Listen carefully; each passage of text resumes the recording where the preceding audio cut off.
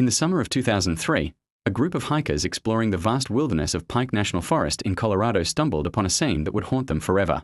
There, nestled among the tall pines and thick underbrush, were scattered skeletal remains. What was left of a human life had been reclaimed by nature, leaving behind only questions. There was no identification, no purse, no wallet, not even a scrap of clothing to offer a clue. For nearly 2 decades, she would be known only as the Pike National Forest Jane Doe, her story a silent mystery trapped in the shadows of the very woods where she was found. Forensic anthropologists were called to the scene to piece together the fragmented puzzle.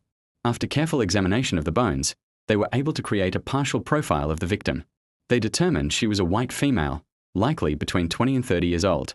Her height was estimated to be around 5 feet, 4 inches, and fragments of hair found nearby suggested it was long and brown. Even in a skeletal state, there were unique characteristics. Experts noted some distinctive dental work, including a few fillings that might one day help identify her. There were also subtle anomalies in her bone structure, unique markers that made her different from anyone else. But despite these clues, a search through national databases of missing persons turned up nothing. No one matching her description had been reported missing. It was as if she had simply vanished into thin air, leaving no one behind to search for her. The forest held her secrets tightly, and the initial investigation hit a dead end.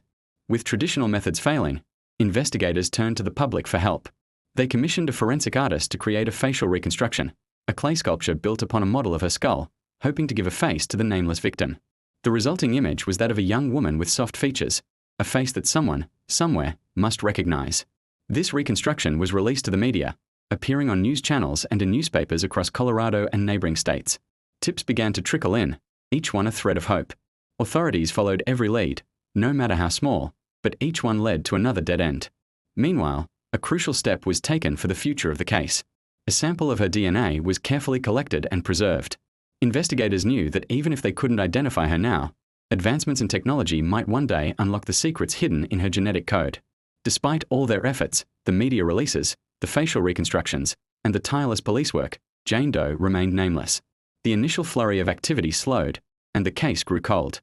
As the years turned into a decade, the case file for the Pike National Forest Jane Doe thickened, filled with reports and dead-end leads.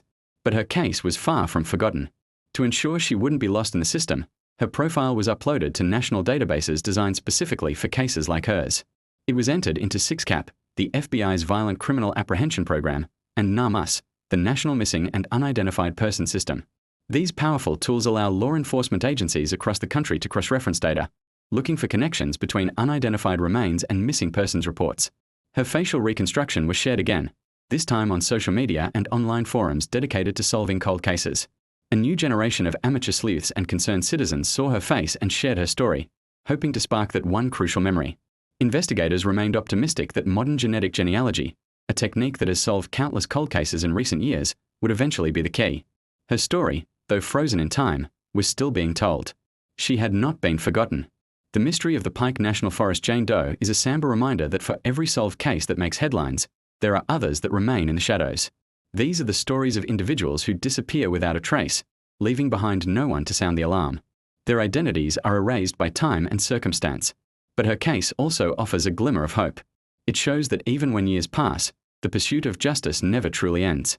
Through the combination of persistent investigation, advancing science, and the power of public awareness, names can be returned to the forgotten. One day, a DNA match or a long-lost memory might finally give her back her name and her story. Until that day comes, she remains an enigma, a woman lost not just in the forest, but in time itself. 2 years earlier, and over 700 miles away, another discovery was made under the vast Texas sky. In 2001, a person walking through a rural, dusty field near the small town of Needville, Texas, found human skeletal remains. The area was remote, a quiet stretch of land where secrets could easily be kept. It was immediately clear that the remains had been there for a significant amount of time, possibly years.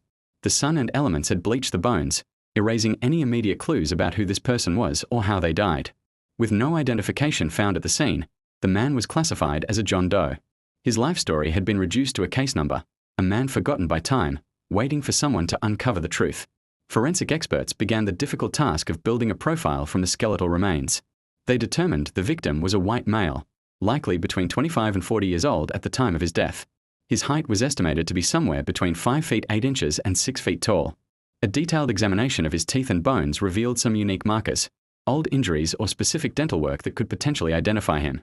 But just like with the Jane Doe in Colorado, these clues were pieces of a puzzle with no picture on the box. A search of missing persons records in Texas and surrounding states yielded no matches. The sparse, desert-like fields where he was found offered no additional context, no personal belongings, nothing to suggest who he was or what he was doing there.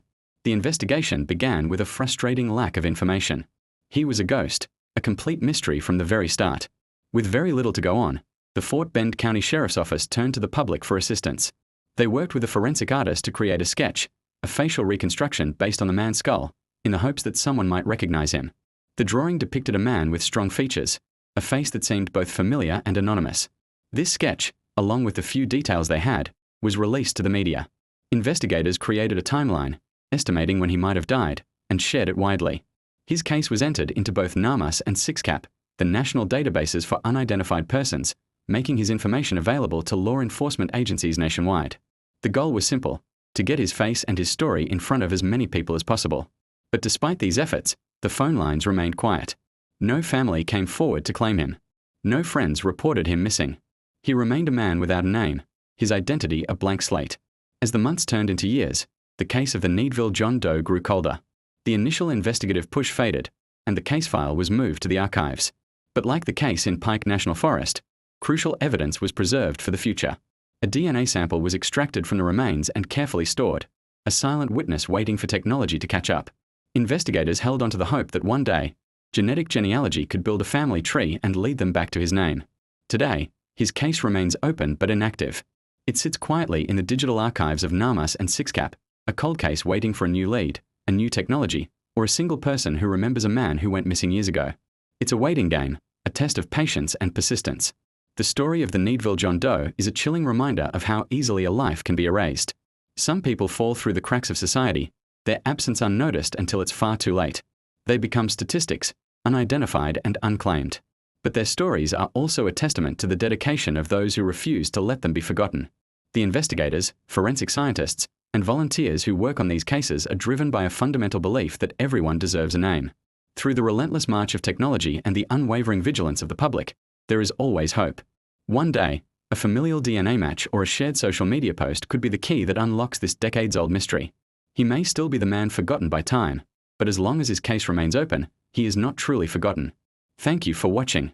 If you have information on this or any other case, please contact your local law enforcement. Don't forget to subscribe for more true crime stories.